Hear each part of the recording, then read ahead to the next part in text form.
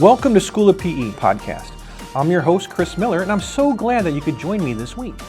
We are going to discuss topics about FE, PE, and SC, and we're also going to answer questions that will help students prepare for their exams. Let's get started. Hello, everyone, and welcome back to another exciting episode of the School of PE's weekly podcast. I'm Chris Miller. Today we got a special guest, Matt Picardel, joining us here today. So let's welcome Matt aboard. Matt, hey, thanks for coming out and spending some time with me. Absolutely, Chris. Pleasure to be on. All right, so hey, just to kind of give everyone an idea about what today's topic is, then I'll let Matt kind of give us a background on who he is. So today we're going to talk about something that's pretty interesting, actually. Everybody knows YouTube, and I'm sure people go to YouTube to find out how to start a lawnmower, to replace a light bulb. So a lot of great information can be found on YouTube. So today we're going to talk to Matt about running an SE YouTube channel while also working as a full-time civil engineer. So Matt, again, welcome aboard. And if you could just kind of tell us a little bit about yourself and what you do and some of the highlights. Yeah, sure. So for me, my full-time job is a project civil structural engineer. I work on building projects day in, day out, and manage those as well. But on the side, I also do a structural engineering YouTube channel, Matt Picardel. It's basically my name, and that's where I make videos about the structural engineering careers and career tips and things related to structural engineering. Fantastic. Again, like I said, excited to have you on here as we briefly talk. You're my first YouTuber, so I'm excited about that. A lot of people do different videos, right? You got your TikTok, you got your, I guess it's called Reels, and I guess there might even be a Facebook Live, and then you have YouTube. And a lot, like I mentioned, a lot of great things on YouTube. And sometimes people kind of dabble around, right, making videos for fun and things like that. But at what point did you say, hey, I'm going to take this seriously and I'm going to start pursuing my own YouTube channel on a more, I guess, serious level? Yeah, sure. It pretty much started a couple years ago when I started recruiting, going to job fairs for our company. We're recruiting new students, and then when I would talk to the students, they didn't really know too much about the structural engineering industry and what it's like to work as a structural engineer. And that kind of shocked me because I thought there's all this stuff on the internet already. Shouldn't you guys know what we do? And then, of course, I look on the internet and there's all you see if you look up like structural engineering and what it's like. It was just they would just find Reddit forums or Mhm. people that basically had a lot of negative views on it, basically that were venting on the internet saying Mhm. how bad it was or how bad their experience was, and really discouraging a lot of young engineers that had a passion for it. But hearing only the negative side, that's what really wanted me to do a YouTube channel, because I know for me, and even when I was looking to get into this career, was, hey, what is it like to be a structural engineer? And I couldn't find anything online. I would just find the negative stuff on the forums. And I thought, okay, whatever. I'll go talk to my friends that are in structural engineering. Mhm. Uh, the real professionals, and that's where I really got my inspiration from. But I know not everybody has that, especially in this day and age. A lot of the students aren't going to go find a professional. They're going to go online, they're going to Google it, Mhm. and if all they see are negative comments from the people that have been hurt in their experiences, but they don't really even say what the positive sides are. I think everyone needs to know both. If when you're making a career decision, you should look at both sides, the good and the bad. Mhm. So that's what really inspired me to go create a YouTube channel, because I know, at least for me, YouTube was the path, because the videos stay up there forever and it's searchable. I know students, a lot of them found me through that. They're Googling structural engineering, what it's like, Mhm. and they can see something actually positive. And yeah, it's positive. There's some negatives too, but I want to show them both sides. But that's what really inspired me to go that route, to show the good and some of the bad parts of structural engineering, so you can make a decision for yourself. No, that's a great story, and it makes a lot of sense. Like you said, people coming to you and saying, "Hey, what do structural engineers do?" Well, haven't you searched it, or haven't you watched videos on it? And the answer is like, well, as you said, they Googled it, maybe read some reviews and things like that, and that kind of goes back to, like, you can find anything you want on the internet, right? So, for example, I bought a lawnmower. I didn't know how to build this thing, so it comes with an instruction manual. And as you're reading through the manual, it doesn't make a lot of sense, maybe. So what I do is I went to YouTube and I found a video on how to do it. And so and what you're saying too is instead of just going there to see reviews where mostly people are posting about the negative, you should also take the time to find the positive, but also coming and seeing these videos that would give people a much more in-depth or much more personable approach to what structural engineers do is I think is pretty cool. I know there's a lot of work and effort that go into making a YouTube channel and things like that. But, if you were to step back a moment and think about it, what is your favorite thing about having an established YouTube channel? Yeah, I think my favorite part is the impacts that it has. A lot of engineers and students reach out and say how much it's helped them or Mhm. find their career decisions, help them make career decisions and get inspired by it. I think that's probably the best part because I mean that was the whole reason for the YouTube channel to show uh, anyone who wants to know about structural engineering what it's like, and if that's helped them in some way, uh, I think that's the best thing that I could do because essentially it was just asking myself, okay, back then when I was still a student, what would I really would have wanted when I would go online and find that information. No one was making that information, so uh, that's I think that the best part when just reading the comments and Mhm. people reaching out and seeing how it's helped them. That's definitely the best part about it. Yeah, and I can understand that too. Like the rewards are great, right? And seeing that, hey, I helped somebody either make a determination between going to a structural engineer, maybe they wanted to go into and do water resources and become an environmental engineer. So it's kind of cool that maybe you've helped them, guide them, and provided them with a view on what to expect in both pluses and minuses. So. With everything, there's always a plus side, but there's also always usually a negative side. So, we've kind of touched on what your favorite experiences have been, but what about have there been anything that you kind of found that has been your least favorite thing about having a popular YouTube channel? Yeah, I there's definitely positives and negatives to everything, and the negatives are if it's popular, that means you got to produce stuff and you got to make videos, and with more people watching, it kind of puts pressure on me to make more videos, Mhm. and especially if you get sponsorships or anything like that. Now it kind of becomes more of a commitment instead of just a hobby. So I think for me, it's finding that balance between not burning out and making consistent enough content. And sometimes it's just not possible because of work life and whatnot. But there's definitely that pressure to Mhm. keep making videos and to me that's trying to find the balance, just not stress myself out because if you treat it like a business, it is going to be a business, but it also comes with the stresses and all Mhm. the responsibility of running a business. So for me, I'm trying to keep it right in between where it's not too serious, but it's still a business-like entity, so I can keep my uh, prevent myself from burning out because I've definitely been close and I can see the benefits. And so for me, it's the long term. Okay, how do I not burn myself out so I can keep doing this and keep enjoying it at a good Right. pace? No, that's a heck of an answer actually, and you can apply that to just about anything really, right? I mean, everyone has a hobby. They get into hobbies, and usually they use that for a way to escape from the stresses of their everyday life, whether it be home, work, or whatever. But they have these hobbies that they enjoy doing. You put effort into it, but you're doing it because you purely have the joy and passion for it.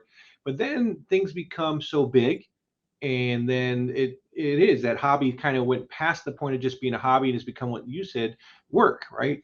So then you're like, okay, now I'm feeling like I have to produce X number of videos, and they got it. When they're a hobby, the videos can kind of just be maybe fun. They can be a little dorky depending on what you're doing. But now you're like, holy cow, this is becoming so large that you feel like you have to put a lot more effort into the video production. Maybe coming up with topics is a little bit difficult. So I can definitely see that.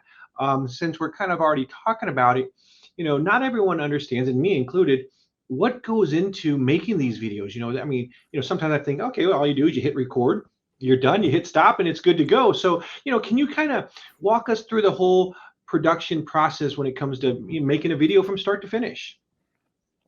Yeah, sure. It's one the more I think about it, it depends on what videos you do, but for me where the information talking head type videos or maybe even vlog videos, there's it's kind of like a TV show, maybe a sitcom. There's got to be a script or at Mhm. least some type of outline on what's going to happen and what you're going to talk about. And it's even, I'd say, scripting and writing, and not only scripting and writing, but finding ways to make it more entertaining than just a boring lecture. So that Right. could be cool examples, that could be cool visuals, maybe adding in some cool stories to make it a little more entertaining than just, a PowerPoint presentation. So all those things go into that. So I'd say that's the scripting phase, and then I and then the recording phase. So once I get the script done, it kind of goes into the review, and then once I think I'm ready, I'll hit record and have everything set up, and then the next phase of that is the editing. And Mhm. editing takes a long time depending on what type of video that you want to do. And so the last part is the editing process and reviewing the final video, and definitely condense that down really quickly. But that's the gist of it. It's pretty much making an episode on a TV show, scripting, filming, and production and editing. That's a heck of a way to explain it. It's like your own Hollywood production going on there in the behind the scenes. This question I know it's probably going to vary, or your answer is probably going to vary based on what kind of video you're doing. So everyone probably wonders, well, how long does it take to put out a video? So let's say we come to you, Matt, and say, hey, you know what? Let's put something out there about the day in the life of a structural engineer. Walking people through what you do on a typical day, and then we're going to turn that into video. So if I were to come to you and say, Matt, hey, can you put this video together about a typical day in the life of a structural engineer? How long is it going to take you to put that video and make it out on the channel? So a day in the life video where it's, yeah, that one takes a lot of work, just because that would probably take all day or maybe even a weekend if we were trying to push it. Because yeah, day in the life, it is just me filming myself. But then once you get to the backstage of, I guess, like, of filming a show or whatnot, there's so many different camera angles that you have to do and set up. A camera doesn't follow you around. You're setting up the camera, you're seeing if the angle's right, if that's right, and then if you're gonna do some voiceover work, what's the script gonna be? How are you Mhm. gonna align it with the footage? And there's probably more than an hour of footage that you have to chop up and edit and make it into, I don't know, 5 or 10 minute video of a day in the life of a structural engineer. And that one would take a lot of time, probably 8, 16 hours, Oh, depending. wow.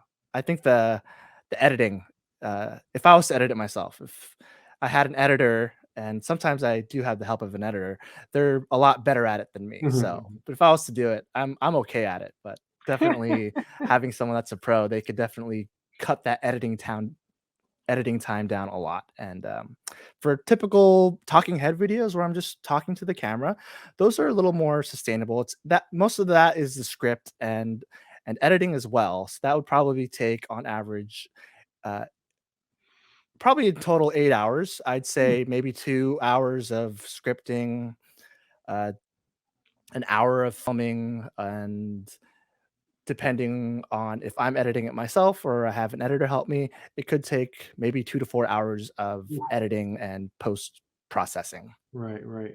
No, I know that thanks for breaking that down for us. And you're right. I mean, when we do videos for some of our on-demand, like, for example, we're doing an NCLEX on-demand where you're actually filming the instructor and things like that. So the filming part, if the course is 24 hours, you're probably thinking, oh, I'm gonna get 24 hours of content. It's that post-production. That stuff is killer. I mean, Yep. editing and all that, chopping it up, making sure the audio is good, the video matches up with the audio. I mean, I'm like, they're still filming. I'm like, what are you guys doing? I'm like, but here's 24 hours of footage. You should be done. They're like, no, no, it takes a lot more than that to do the post production. So yeah, I feel you on that for sure. Um, you know, when this first started out as just like a hobby, you probably maybe coming up with topics might have been easier because maybe you didn't have to think of as many topics as you would when you're starting to become more, mainstream and you got a large audience. You want to keep content fresh. So, how do you decide on like what topics to even do for your videos and your channel? Yeah, I first start off with just things that would have helped me? I Mhm. think that's the question, the number one question that I use to come up with ideas is probably okay. Back when I was still a student or maybe a new engineer, what could have helped me in my career, whether it's technical or career advice that I could have used and Mhm. uh, wish someone would have told me all the lessons I've learned. I think that's one of the more straightforward ones to go because it's helpful and it would have been helpful to me. So that's probably the number one way I find Mhm. ideas. But there's also a lot of inspiration that comes from YouTube itself. I get a Oh. lot of ideas from other creators. There's not too many creators yet in the civil Mhm. engineering field, but there's a lot of creators for other fields that are career related, such as maybe mechanical engineering or software engineering Mhm. and yeah, computer engineering. There's a lot of them out there that I take inspiration from, and that's a good way to bounce ideas off of too, and see okay, what can I translate over to structural engineering, civil engineering, and because yeah, I think getting inspiration from others is a great way to find new ideas as well. No, that's well said. So let's say I'm cruising through your channel and going through the videos, and let's say that I come across maybe something that I'm like, hey, this might make a good episode. So do you ever take anything where, people that have subscribed to your channel or watched your videos can say, hey, Matt, would this be a good idea? Could you consider doing this as a topic? Do you take any of that, into any of your future thoughts? Oh yeah, that's definitely another good source too. The reading the comments and everyone uh, getting a gauge of what the audience wants to see. Because Hmm. at the end of the day, it's the audience, and yeah, I've gotten a lot of good ideas from them. I think one of them that was really good was reality versus expectations in the structural engineering industry, and a Oh, lot of people really like that, and that came from what one of the audience members that suggested that to me. So I'm really thankful for that. that's actually a pretty cool topic, because a lot of people go into, and again, this can be any job, any industry, any arena. You come in there with expectations, right, of what this job's going to be like. And then you get into that field, and then all of a sudden reality kicks in, and you're like, whoa, Yep. this isn't what I signed up for. I wish somebody would have told me this before. So I think that's a pretty cool topic. I'd love to see what the outcome was like. I'd love to see what some of the expectations people are or have coming into structural engineering, and then what they actually see. Not just on day one, but maybe their first 90 days, and see what their responses would be to the same questions I would have, liked to have asked before they started. So that's a cool topic. Um, so how many videos have you done? It's probably over 50 now. Okay. Probably over 50 videos. I try to do one video a week, but then as you know, I've been studying for licensing exams. The I used to be doing the PE. Now I'm doing the SE, the structural Mhm. engineering licensing exam. So uh, basically 50 videos, but spread out on and off depending on when my exams are. I tell you, man, doing the YouTube channel, working, studying for the SC, that it's remarkable. I mean, that's pretty cool that you're able to manage all three. And then also, be able to post from time to time, which is cool. So if, I were to say, hey, Matt, out of all the videos you've done, what has been your all-time favorite video and how come? I think the day in the life videos I think are probably the most my favorites. They're tough to do, but Mhm. I think they show what a day in the life is of a structural engineer in a pretty, I mean, it's real. I mean, that's what I do on a daily basis and what you can expect from joining a structural engineering firm. Mhm. But I think it's cool because I think I get to showcase some of the cool aspects about it, and maybe some of the aspects that that people wouldn't like. Maybe they're on the phone with contractors or architects and they don't like being on the phone. Well, find that out for yourself. See what I do on a daily basis, Right. and I think for that, it's really easy, just not just for young engineers and professionals, but students and people that aren't even in engineering as well. I think that that video is really relatable, or at least interesting to people that aren't even in engineering, but they can at least see what the type of work that we do as structural engineers, civil engineers. Very cool. So, sometimes when things are your favorite, that doesn't mean that they were always your most successful. Like for example, you might have had a favorite course in college and yet you didn't get the greatest grade in there. So, what would you say would be your most successful video to date? Oh, that's a good question. I do have some I do know some high performance ones. I don't have the best video off the top of my head, but I think maybe the top 3 are probably going to be. I know the reality versus expectation one is really popular.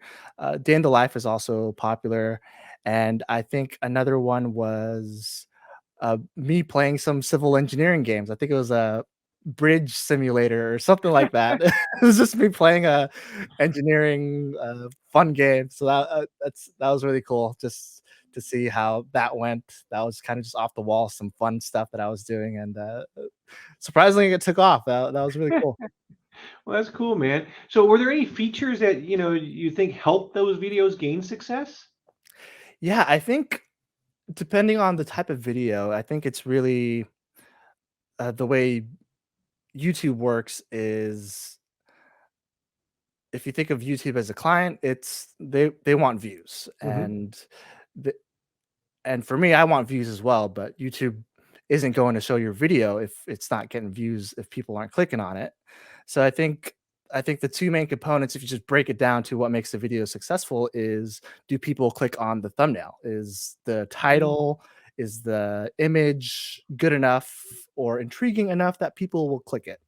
That's the first thing. And the second thing is, do people watch it? It's do people watch the whole thing or do they just click on it, Hmm. 5 seconds, they're bored and they're out?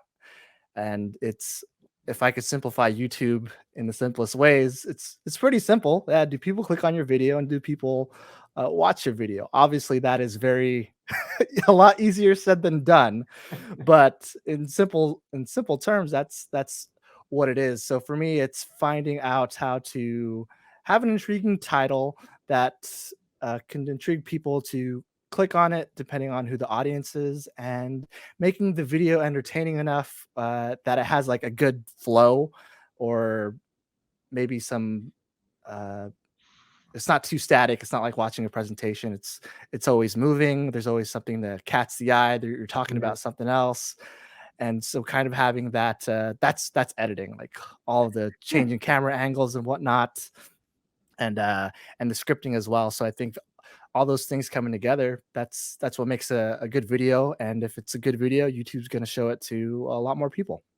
No, that makes sense. And on the surface, it looks easy, right? Like you said, hey, give it a good name, give it a good title, good picture, you should be good to go. So I didn't know that. I didn't know like on YouTube the title made a huge difference because, for example, let's say you have a video of the day in the life of a structural engineer. And so if I were to just to search that on YouTube, I'm sure I'd probably get quite a few videos, right? Different options. So what would you do other than title to get yourself to maybe stand apart? So I'd click on that video versus somebody else's video of a day in the life of a structural engineer? Is it Yeah, basically all about the title?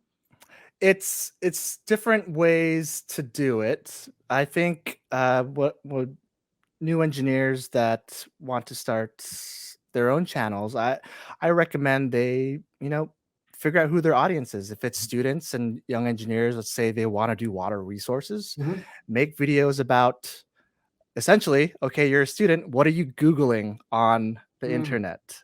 Uh, that's how you're going, because Google owns YouTube. So they're, right. I'm sure a lot of people know that it's integrated. You Google something, Mhm. you're going to get YouTube.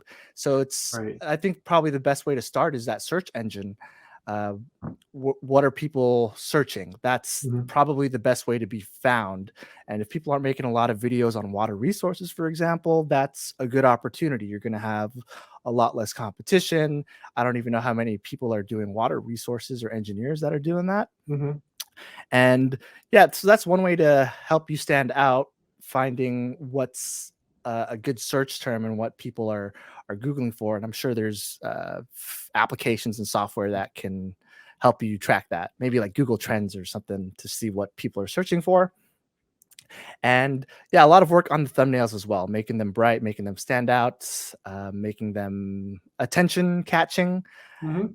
And And I think the other way to I think that's the best way to start out in terms of if you're starting out, that's the Mhm, best way. Search engine, but then as you get, I guess, more and more advanced or whatnot, make maybe a larger audience, you can start seeing what other YouTubers are doing and what videos are popular. So, for example, the day in the life one, mhm, I've gotten that from looking at software engineers, mechanical engineering YouTube videos. Those were doing really popular. I guess it was trending on YouTube. So, right. okay, no one's doing a video about that on civil structural engineering. Let me do that. And what YouTube does is, okay, people like these day in the life videos. Here's the structural engineering one. Let's show it to people because people really like that term and people like to Mhm. watch those types of videos. So it's a combination of search engine and seeing what's trending and what could take off on YouTube by watching YouTube videos. That's interesting. That's some great advice. I appreciate that. So let's kind of switch from your channel life to your working life. So what kind of projects do you get most excited about at your full-time job? Oh, for me, I like working on different types of materials, especially ones that I'm not too familiar with. For me, I really like learning. So whether I'm working on wood buildings, steel buildings, maybe it's a new type of structural lateral system or a new system that I'm working on, or even just the type of project. So Mhm. for me, I like working on concrete, wood, and steel. I think those are my top three. Right now, I'm really liking concrete, so concrete projects are really cool for me. And yeah, I think those types of projects, even though they're kind of the same, every project is different in Mhm. its own little way that makes it unique. Right. And each project has its own unique solutions that need to be solved. So I think for me, that's what's really cool. And seeing, I work on a lot of residential uh, I'd say projects that uh, it's really cool to see them get built and see people living in them because it's, oh look, I helped out the community and it's something permanent that people can live in and that people enjoy. So I think for me those types of projects are really cool. Oh, that's a cool story. Thanks, Matt, for sharing that. You know, having a full-time job takes a lot of time, right? I mean, that takes up a lot of consumption of one's day. And then you throw in there, they host a YouTube channel. So now you got these two balls up in the air, right? And then you decide to, hey, I'm going to prepare for the SE exam. So let me throw another ball into the air. So now you got at least three things juggling. I'm sure you have more things as well. So what's your strategy for balancing the three? That is that's tough. I'm not even sure if I'm balancing them correctly. Well, yeah, essentially the way my strategy was blocking out time for each, full-time work, get that done. That's priority. And then block out time after work to go study. And then if I got some time during the weekend, then my YouTube channel will be the third priority. And if that falls off, well, that's the priority. Right. And so for me, I like to block out time and block out the priorities. And sometimes that just has to happen. Like sometimes I won't make videos for a couple weeks because I'm Right. taking these priorities over that, and that's fine for me. And so I think for me, it's trying to keep that balance in terms of just blocking it out. Sometimes it works, sometimes it doesn't. Getting help, getting an editor definitely helped me out in terms of cranking out some videos. So I think. Uh, yeah, just seeing how much you can take and then knowing when to say, okay, something's got to give. So something's Right. got to give, and that's what it is to keep you going because you got to think long term. If Agree. you're going too fast, you're just going to burn out and everything's kind of comes to a halt. So for me, it's being aware of when I'm getting burnt out and when I need help, and just to keep it going and keep myself healthy mentally. No, no, that's great advice. And again, that's just not even about keeping these three balls up in the air. That's for anything, right? I mean, you can only sustain a fast pace for so long before you just kind of hit that wall. So knowing when to give in is good. Knowing when to kind of let up on the gas is important. I think a lot of people struggle with that.